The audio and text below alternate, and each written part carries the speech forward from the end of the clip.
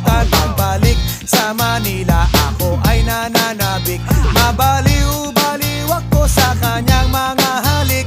Okay lang, di maiwasan na mamiss paminsan-minsan. Pero pag kami nakita, aking panggigigilan. Di ko siya titigilan when she comes.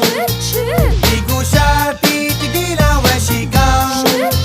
Di ko siya titigilan, di ko siya titigilan, di ko siya titigilan when she comes. Ay ganda ng aming samahan at walang nanlalamig. Mas pa sa mag-asawa